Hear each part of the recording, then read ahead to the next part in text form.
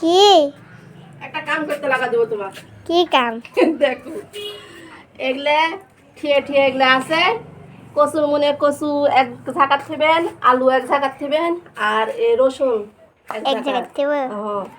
তিন ঝাঁকাত মিলে আছে পারিনি কো এগুলা ইয়া করতে। তুমি এগুলা সুন্দর করে বসে থাকা ছোট চাল তো বসে থেকে বেচবে? এগুলা করো ভালো বাসো। আচ্ছা এক ঝাঁকাতে দেখো আলু থুবেন এক ঝাঁকাত, আর এক ঝাঁকাত কচু থুবেন, এক ঝাঁকাত পেঁয়াজ আর রসুন, বুঝতে পারছেন? সুন্দর করে বাসো তোমার ভালো।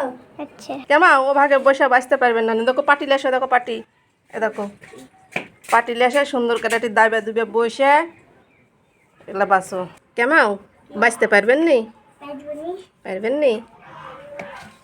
সুন্দর এরা কচু থাও, হয় সুন্দর করে একটা একটা করে ঝাঁকাত বাইসে বাইসে ওই কচু থাও। আর আমি ভাত চড়াই গে ভালো, আমি এগুলো বাঁচতে লাগলে ভাত টান্দার দিরং হয়ে যাবে নি। তুমি ছোটো মানুষ সুন্দর করে বসে থেকে ধীরে ধীরে বাঁচো ভালো।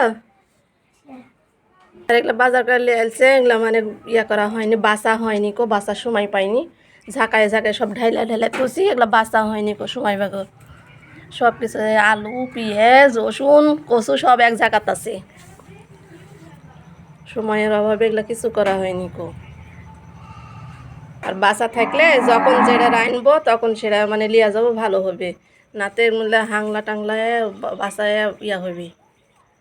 আর গুছা না থাকলে হয়তো কচু আনু কচু ঝাঁকালে আসল গেল চুলা পাড়ে বাসা হয়ে গেল কচু এরা থেকে ঢালো। আম্মু তুমি যে ভাত রান্ধবে আমি এগুলা বাসিতি তাই আচ্ছা বাসো, আমি চলে যাচ্ছি, সুন্দর করে বাসো। আচ্ছা সুন্দর করে বাসি।